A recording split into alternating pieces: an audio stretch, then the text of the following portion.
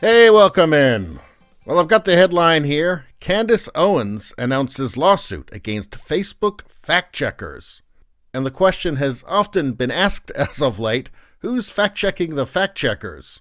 Well, Candace Owens is going to fact-check them. It says here under the headline, the prominent conservative said her account had been censored by Facebook's fact-checkers. Now, Candace Owens is very, very smart, very formidable. I would not want to have to debate her on anything. And she appears to have a will of steel. In my opinion, a most commendable person. And, I admire anybody who's willing to stand up to the bullies. And who are the bullies now? Mainstream media, legacy media, big tech. The people that are crafting the narratives that apparently everybody in the world is just supposed to believe and just accept at face value. But Candace Owens is not having any of this. And what does it say here? It says, well-known conservative activist Candace Owens says she's filing a lawsuit against Facebook's third-party fact-checkers after they censored her account in August. Well, all of a sudden they don't seem to be in favor of diversity, do they? Not when it's Candace Owens. And this reveals the great lie behind the whole leftist narrative. It's really about ideology. You have to agree with the leftist ideology. And then race is just used as a cudgel, just to beat people into submission. Because apparently diversity doesn't apply to Candace Owens. Why? Because she's got the wrong ideology. And she's very inconvenient for them, right? So nothing could be more obvious than this. Anyway, Owens said Thursday she had previously shared a video of a doctor giving his opinion on the COOF, which she shared to her social media. Facebook quickly issued a strike to her account because they said only information that they agree with about the COOF was acceptable, she said.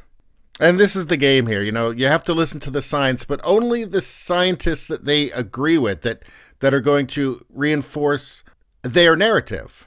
Of course, you're not hearing much about the WHO these days, are you? Not much at all, because apparently they're against lockdowns. At least it should be a last resort.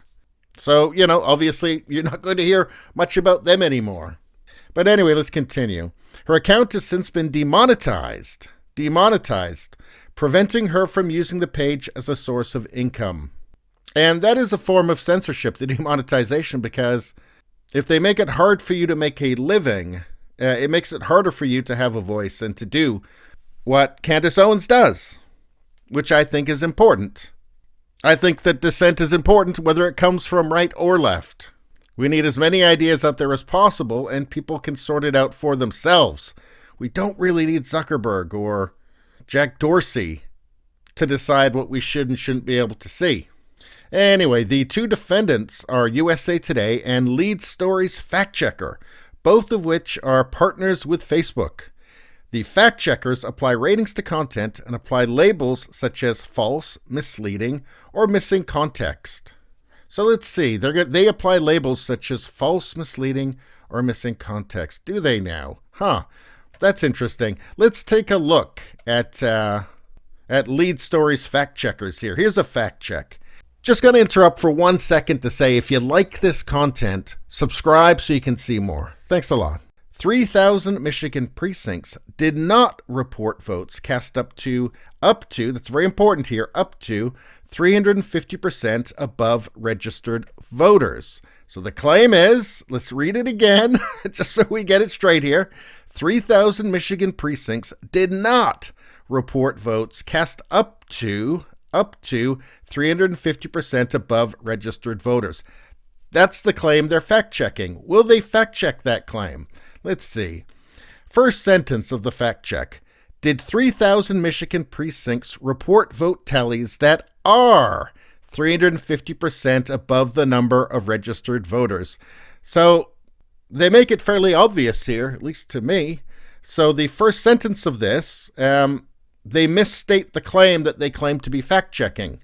The claim is not that 3,000 Michigan precincts are absolutely 350% above the number of registered voters. The claim is that 3,000 Michigan precincts cast up to 350% above registered voters. That's a different claim.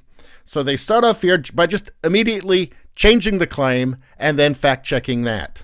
Here we are from Tricia Flanagan. This is the claim here. Breaking voting irregularities in Michigan. 3,000 precincts reporting votes cast up to 350% above those registered. Okay, so that's a different claim than the one that they are supposedly fact-checking here. Let's see, what does it say here? If vote tallies were 350% above registration numbers, Michigan would have racked up to 24.9 million votes, about 2.5 times the total population of the state, adults and children alike. Well, that's very interesting. It's just not the claim that you're supposed to be debunking.